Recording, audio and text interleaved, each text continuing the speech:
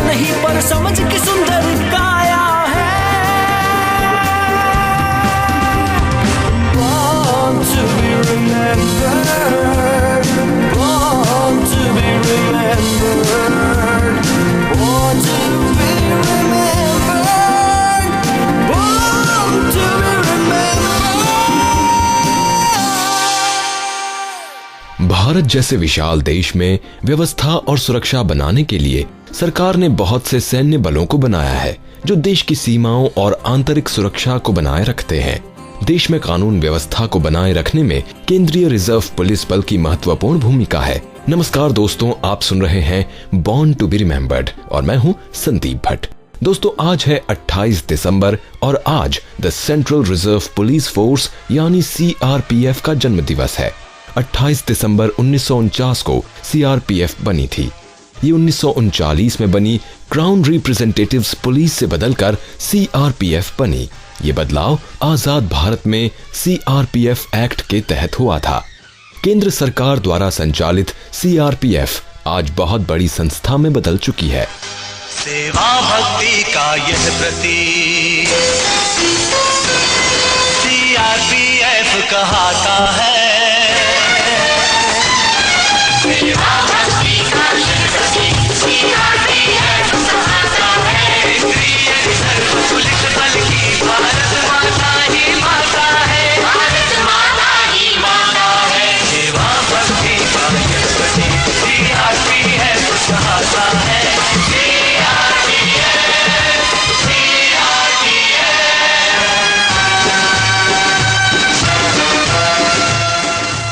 CRPF में वर्तमान में 207 बटालियंस हैं। इस सैन्य बल का कार्य भीड़ को काबू करना, दंगों पर काबू करना, आतंकवाद से निपटारा, चुनाव में सुरक्षा व्यवस्था और अति विशिष्ट व्यक्तियों और महत्वपूर्ण जगहों की सुरक्षा करना आदि है। कानून व्यवस्था, आतंकवाद का विरोध और आम चुनावों में व्यवस्था को बनाए रखने के चलते CRPF की भूमिका बहुत महत्वपूर्ण हो गई है। CRPF जम्मू कश्मीर, बिहार और उत्तर पूर्व के राज्यों में विशेष रूप से कार्य कर रही है। करीब 10% CRPF संवेदनशील राज्यों में विशिष्ट लोगों की सुरक्षा करती है। इनमें राज्यपाल, मुख्यमंत्री, मंत्री, विधायक और सांसद शामिल हैं। इसके अलावा ये बल प्रधानमंत्री और केंद्रीय मंत्रियों को भी सुरक्षा देता है।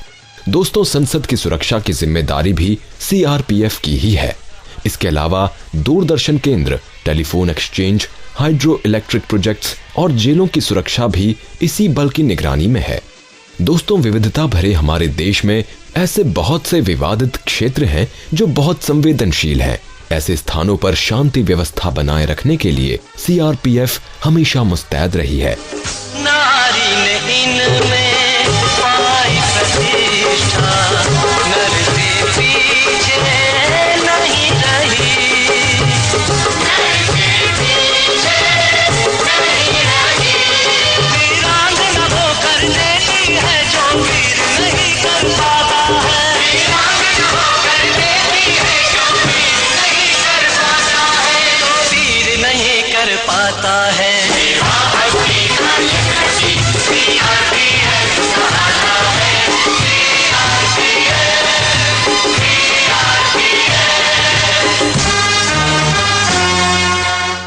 CRPF ने देश की सुरक्षा करने के लिए महिलाओं को भी मौका दिया है। ये एकमात्र पैरामिलिट्री फोर्स है जिसकी 2 महिला बटालियंस हैं। 1996 के लोकसभा चुनावों में महिला बटालियन ने कई राज्यों में अच्छा काम किया। वर्तमान में महिला बटालियन जम्मू और कश्मीर, अयोध्या, मणिपुर, आसाम और देश के अन्य भागों में देश की कानून व्यवस्था को बनाए हुए हैं। दोस्तों, समय के साथ साथ घटे घटनाक्रमों से सीआरपीएफ को और मजबूत किया गया। 90 के दशक में बढ़ते सांप्रदायिक तनाव और दंगों ने भारत की सेक्युलर छवि पर सवाल खड़े कर दिए थे। ऐसे में सरकार ने विशेष दंगा विरोधी बल बनाने की सोची, जो दंगा प्रभावित क्षेत्रों में जल्द से जल्द पहुंचकर शांति व्यवस्था को बनाए। इस बल को रैपिड एक्शन फोर्स नाम दिया गया। सीआरपीएफ की 10 बटालियंस को रैपिड एक्शन फोर्स में बदल दिया गया। इस बल की अलग वर्दी होती है और उन्हें बहुत ही कम समय में हरकत में आना होता है।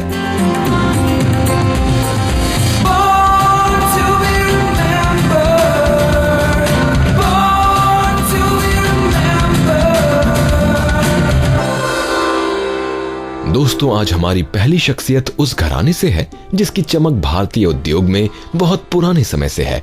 वो उन चंद लोगों में है जिन्होंने विदेशी कंपनियों पर अधिग्रहण किया है। वो बहुत आदर्श उद्योगी होने के साथ साथ बहुत सम्मानित और महान भी माने जाते हैं। उन्होंने अकेले भारत को उद्योग के मामले में अंतर्राष्ट्रीय स्तर पर खड़ा किया है। उनके पेशेवर जीवन में बहुत सी उपलब्धियां हैं। दोस्तों, मैं बात कर रहा हूं रतन टाटा जी की, जिस दौरान उन्होंने जैगुआर और कोरस जैसी बड़ी कंपनियों पर अधिग्रहण किया। टाटा उद्योग को नई ऊंचाइयां देने के बाद अब रतन जी समूह में मानद सलाहकार की स्थिति में है, जबकि वो समूह के चैरिटेबल ट्रस्ट के अध्यक्ष भी बने हुए हैं। रतन टाटा जी का जन्म 28 दिसंबर 1937 में हुआ था। वो टाटा समूह के संस्थापक जमशेद जी टाटा के दत्तक प्रपौत्र हैं। उनके पिता नवल टाटा को जमशेद जी ने गोद लिया था। जब रतन जी 7 साल के थे तो उनके पिता और उनकी माँ सोनी अलग अलग रहने लगे। ऐसे हालात में रतन जी को उनकी दादी नवाज बाई ने पाला। My grandmother talked me into returning, or rather I returned because she wanted me back. She was at that time getting quite old and I'd been very close to her. My mother and father had divorced when we were my brother and I were quite young, and she brought us up. So I was quite close to her and she wanted me back. And so I came back for her. दोस्तों, रतन जी की पढ़ाई की शुरुआत मुंबई से हुई। Champion school से उन्होंने अपनी जीवन की प्रारंभिक शिक्षा पूरी की। इसके बाद वो बिशप कॉटन स्कूल शिमला और दक्षिण मुंबई के कैथेड्रल स्कूल से पढ़े। पढ़ाई के लिए रतन जी विदेश भी गए, जहां उन्होंने कॉर्नेल यूनिवर्सिटी से स्ट्रक्चरल इंजीनियरिंग में बीएससी की। रतन जी 1975 में हार्वर्ड बिजनेस स्कूल में भी गए और एडवांस्ड मैनेजमेंट प्रोग्राम की पढ़ाई कर कर लौटे। लेकिन इससे पहले रतन जी 1962 से ही टाटा समूह के साथ काम करने लगे थे। सबसे पहले वो नेल्को के निदेशक बने। 1981 में उनके जीवन में बड़ी जिम्मेदारी आई। इस साल वो टाटा समूह में जमशेद जी टाटा के उत्तराधिकारी नियुक्त किए गए। There were many contenders for, not many, a handful of contenders for that position from his own team of people, and it happened very suddenly, and you begin to feel that a leader, he was there for 50 plus years as chairman, and you start to believe that somebody's immortal and that he's going to be there perpetually. So when he calls you in and says this is what he wants to do, it shakes you up, and suddenly you feel all alone. 1991 में रतन जी ने पूरी तरह से टाटा उद्योग की कमान अपने हाथों में ले ली। अपनी अध्यक्षता में उन्होंने टाटा उद्योग को कई गुना बढ़ाया।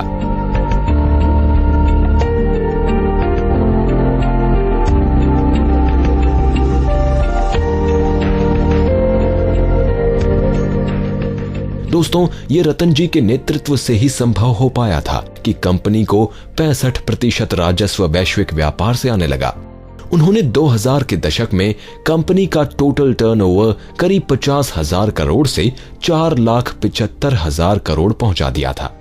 The concept of the Nano happened while watching families riding on two-wheelers, usually the father riding the bike, a little kid sitting on the gas tank or standing on a scooter platform in front of him, his wife sitting side saddle, and maybe a child in between him and his wife. And if you then translate this image to that of a rainy night, you can see that that whole family is in considerable danger of sliding or being run over by people in the back.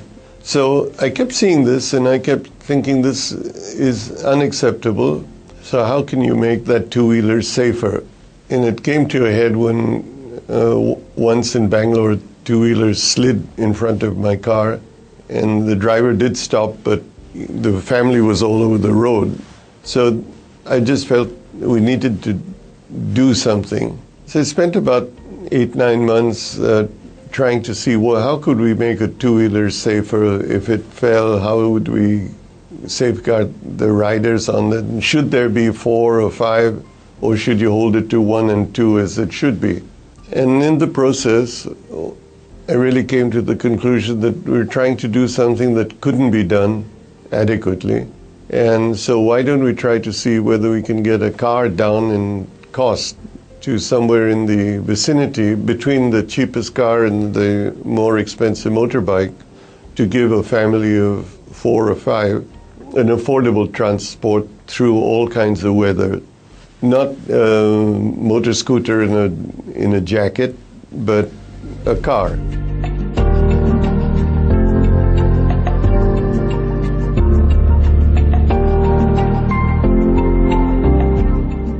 चाय, steel, hotel, वाहन, technology और नमक के साथ साथ अन्य उत्पादों के साथ आज टाटा ब्रांड भारत के लोगों से जुड़ा हुआ है। ये कई क्षेत्रों में अग्रणीय है। रतन जी ने हमेशा अपने निजी और राजनैतिक जीवन को लोगों से दूर ही रखा। साथ ही वो क्रोनी कैपिटलिज्म के आलोचक भी हैं। रतन टाटा शानदार उद्योगपति होने के साथ साथ अच्छे इंसान भी हैं। इसके अलावा वो आर्किटेक्ट और लाइसेंस पायलट भी हैं। 28 दिसंबर 2012 को अपने 75वें जन्मदिन के मौके पर टाटा जी टाटा समूह की सारी जिम्मेदारियों से सेवानिवृत्त हो गए। साइरस मिस्त्री उनके उत्तराधिकारी बने। अभी रतन जी समूह के 2 ट्रस्टों, sir Dorab ji Tata and allied trusts और सर रतन टाटा ट्रस्ट के 66% शेयर के साथ वो अध्यक्ष बने हुए हैं। वो व्यापार और उद्योग पर प्रधानमंत्री की परिषद के सदस्य भी हैं। इसके अलावा वो bill and Melinda Gates foundation के भारत में कार्यक्रम बोर्ड में भी रह चुके हैं। अंतर्राष्ट्रीय स्तर पर रतन जी मित्सुबिशी कॉरपोरेशन के इंटरनेशनल एडवाइजरी बोर्ड्स के सदस्यों में शामिल हैं। दोस्तों, रतन जी को बहुत से सम्मान मिले हैं। उन्हें कार्नेगी मेलन यूनिवर्सिटी ने honorary doctor of business practice पुरस्कार से नवाजा है। साथ ही Indian institute of technology Kharagpur ने ऑनररी डॉक्टर ऑफ साइंस और यूनिवर्सिटी ऑफ कैम्ब्रिज ने उन्हें ऑनररी डॉक्टर ऑफ लॉ की उपाधियां दी हैं। Whatever little I have been able to do in my life has been with the assistance, support and cooperation of many people. Many of them in coming years, in the recent years, have been young people, and the greatest success has been and satisfaction has been to give those young people a chance to dream and a chance to exhibit their capabilities. Bharat सरकार द्वारा रतन जी को 2000 में पद्म भूषण और 2008 में पद्म विभूषण से सम्मानित किया जा चुका है। रॉकफेलर फाउंडेशन ने उन्हें लाइफ टाइम अचीवमेंट अवार्ड से पुरस्कृत किया। हमारी ओर से उन्हें जन्मदिन की शुभकामनाएं।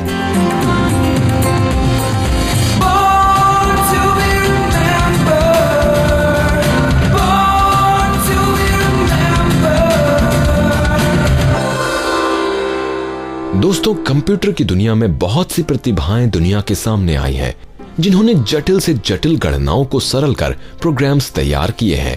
हम जिनकी अब बात करेंगे, उन्होंने ऑपरेटिंग सिस्टम का निर्माण कर दुनिया में अपना नाम कमाया। बहुत सी व्यावसायिक संस्थाओं में उनके ऑपरेटिंग सिस्टम को उपयोग में लाया जाता है। दोस्तों, मैं बात कर रहा हूं लिनक्स के निर्माता लिनस टोरवाल्ड्स की। लिनस का जन्म आज ही के दिन 1969 में हेलसिंकी, फिनलैंड में हुआ था। उनका पूरा परिवार लेखन से जुड़ा था। उनके माता पिता पत्रकार थे और उनके दादा कवि थे। घर के पढ़े लिखे होने का असर उनके नाम पर भी देखने को मिलता है। उनका लिनस नाम नोबेल पुरस्कार विजेता वैज्ञानिक लिनस पॉलिंग के नाम पर रखा गया है।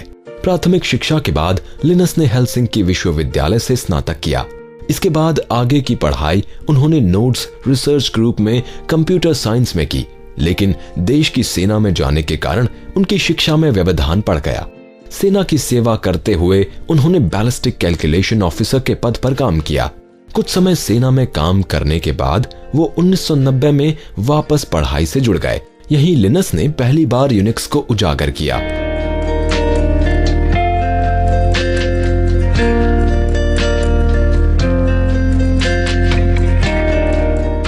एमएससी की पढ़ाई के दौरान उन्होंने एक थीसिस तैयार की जिसको उन्होंने लिनक्स अ पोर्टेबल ऑपरेटिंग सिस्टम नाम दिया। कोमोडोर VIC-20 से उनकी रुचि कंप्यूटर में बढ़ गई। VIC-20 के बाद उन्होंने सिनक्लेयर QL खरीदा जिसका ऑपरेटिंग सिस्टम काफी संशोधित था। इसके बाद उन्होंने अपने तेज दिमाग की मदद से QL के लिए टेक्स्ट एडिटर और असेंबली लैंग्वेज और कुछ गेम्स भी तैयार किए। वो लिनक्स को विकसित करने के लिए लगातार प्रयास करते रहे। 1991 में उन्होंने IBM PC खरीदा जो इंटेल पर आधारित था। लिनस ने इस कंप्यूटर को इनेबल्ड कर लिनक्स से चलाना शुरू कर दिया। उनकी तेजी से बढ़ती प्रतिभा को देखते हुए 1996 में लिनस को ट्रांसमेटा कंपनी ने अपने यहां काम करने का न्योता दिया। इस कंपनी के साथ उन्होंने जून 2003 तक काम किया। लिनस लिनक्स को बनाना चाहते थे, इसीलिए उन्होंने कंपनी छोड़ दी। इसी के चलते उन्होंने ओपन सोर्स डेवलपमेंट लैब्स और फ्री स्टैंडर्ड्स ग्रुप्स को मिलाकर लिनक्स फाउंडेशन को बना दिया। It initially just started as my own project for my own needs, for my own use, and the initial goals were very modest. Actually, the biggest part of the initial goal was just the journey, just actually doing the programming, because as a technical guy, that's what I'm most fascinated in. Not so much using my own program, but actually creating the program in the first place. And then, for various reasons, one of which was, hey, I was at a university, the kind of mentality at a university is that you make your work available. And also I wanted to kind of show people I'd been discussing with that, hey, this is what I actually did. I made it available on the internet. 1999 में उन्हें MIT technology review ने चोटी के 100 युवा निर्माताओं में शामिल किया। 1999 में लिनक्स बेस्ड सॉफ्टवेयर को बनाने के लिए कंपनियों ने लिनस को $20 मिलियन दिए। लिनस हमेशा मानते रहे कि सॉफ्टवेयर के लिए खुला स्रोत होना चाहिए। उन्होंने कई मुफ्त सॉफ्टवेयर्स का प्रतिस्थापन भी किया। उन्होंने 2008 में लिनक्स का फेडोरा का मुफ्त वितरण शुरू किया क्योंकि यह आर्किटेक्चर के लिए पावर पीसी प्रोसेसर को अच्छा सहयोग देता है। अभी भी लिनक्स को विकसित करने पर लगातार काम कर रहे हैं। हमारी ओर से उन्हें जन्मदिन की ढेरों शुभकामनाएं।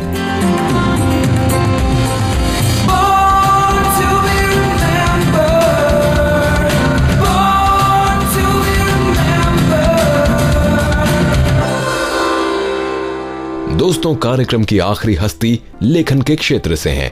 उन्होंने कॉमिक्स की दुनिया के कई चरित्र हमारे सामने रखे हैं। वो अमेरिकन लेखक, संपादक, मार्वल कॉमिक्स, साथ ही साथ मेमोरिस्ट और एमेरिटस के अध्यक्ष भी रहे। Spiderman, Fantastic Four, X Men, Hulk, Thor, Iron Man, Daredevil, Doctor Strange और इनके जैसे कई सुपर हीरो चरित्रों से हमारा परिचय कराने में उन्होंने बहुत बड़ी भूमिका निभाई है। Whatever life holds in store for me, I will never forget these words. With great power comes great responsibility. This is my gift, my curse. Who am I? I'm Spider-Man. I'm just not the hero type, clearly. With this laundry list of character defects, all the mistakes I made, largely public. Truth is, I am Iron Man.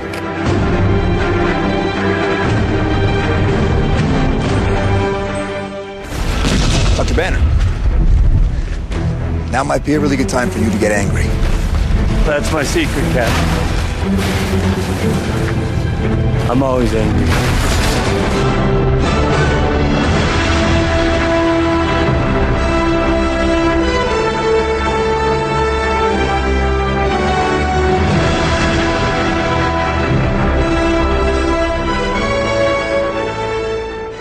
दोस्तों, इस मशहूर हस्ती का नाम stand ली है।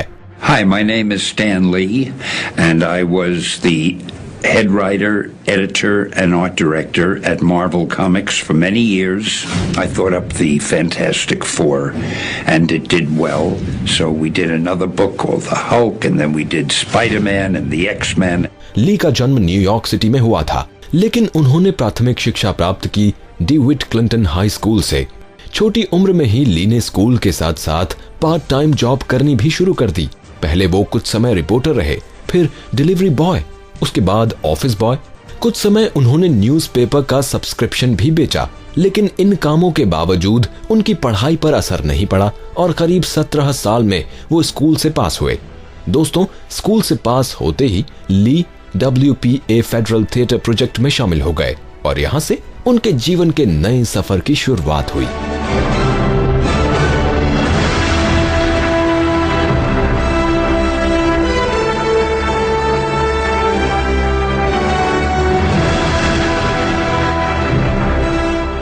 दोस्तों, 1940 के दशक की शुरुआत में ली ने कॉमिक्स की दुनिया में प्रवेश किया। उनकी पहली कॉमिक्स बुक की नौकरी उन्होंने अपनी पहली नौकरी मार्टिन गुडमैन की कंपनी में की। यहां उन्होंने मेहनत और रचनात्मकता से काम किया और 1 साल के ही अंदर उनका पहला काम प्रकाशित हुआ। ली ने पहला कार्य कैप्टन अमेरिका कॉमिक्स के 3रे भाग पर किया था। इसके बाद उनके लिखे हुए 2 कार्य फिर से प्रकाशित हुए, जिसने उन्हें आत्मविश्वास से भर दिया। उनकी मेहनत का असर कंपनी पर भी अच्छा पड़ा और उन्हें गुडमैन कंपनी में कॉमिक बुक विभाग का मुख्य संपादक बना दिया गया। दोस्तों, मात्र 19 साल में ऐसी कामयाबी किसी को ही मिलती है, लेकिन द्वितीय विश्व युद्ध के कारण उनको काम छोड़ना पड़ा और सेना की सेवा में जाना पड़ा। दोस्तों, यहां भी उनकी रचनात्मकता नहीं दबी और उन्होंने सेना का साहस बढ़ाने के लिए नाटक लिखे।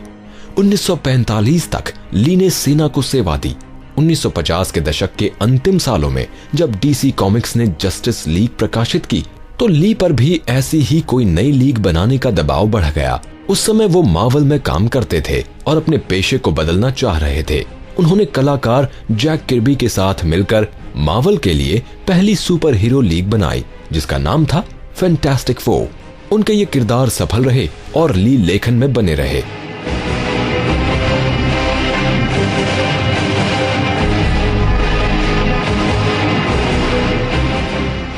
किर्बी के साथ ली ने Incredible Hulk, Iron Man, the Mighty Thor और द एक्समैन को बनाया। मार्वल में उनके काम को खूब प्रसिद्धि मिली। उन्होंने ही स्टीव डिट्को के साथ मार्वल का सबसे सफल किरदार स्पाइडरमैन बनाया। 1960 के दशक में ली इन किरदारों की सीरीज पर लिखते रहे, जो खासी सफल रही। Worked beautifully together. I think, as far as I was concerned, he was the perfect collaborator. His artwork was superb. His story sense was brilliant. His continuity, he drew things you thought you were watching a motion picture from panel to panel. I mean, he was a joy and a delight to work with. दोस्तों, comics किरदारों का किशोरों पर बहुत गहरा प्रभाव होता है। इसी को देखते हुए 1971 में अमेरिकी स्वास्थ्य और शिक्षा विभाग ने ली से नशीली दवाइयों से होने वाले दुष्प्रभावों पर लिखने को कहा। ली सामाजिक स्थिति को समझते थे, जिसको ध्यान में रखते हुए उन्होंने अमेजिंग स्पाइडरमैन लिखी। ये कॉमिक्स हिट रही और मार्वल को सोशली कॉन्शियस एफर्ट्स का अवार्ड मिला। ली उस धारा का समर्थन करते हैं जो अपनी कला से सामाजिक बुराइयों को दूर करने की कोशिश करती है। बदलते वक्त में ली मार्वल को टीवी से जोड़ रहे थे, जिसके चलते वो जनता के बीच काफी लोकप्रिय बन गए।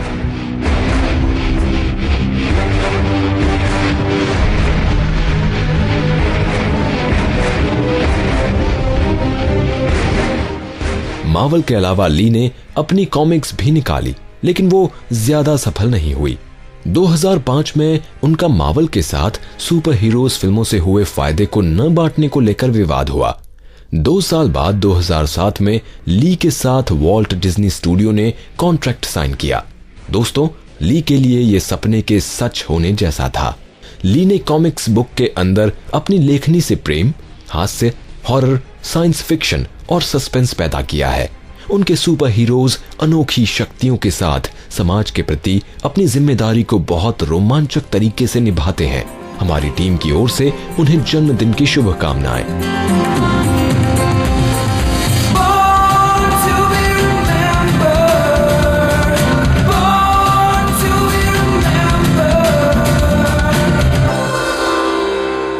और श्रोताओं, अब समय हो चला है कि हम अपने आज के इस एपिसोड को यहीं पर समाप्त करें। अब अपने दोस्त संदीप भट्ट को आज के इस एपिसोड को समाप्त करने की दीजिए अनुमति। नमस्कार। मैं बनना चाहूँ जैसा पर शायद सपनों में, मैं उड़ना चाहूँ जैसा पर शायद सपनों में।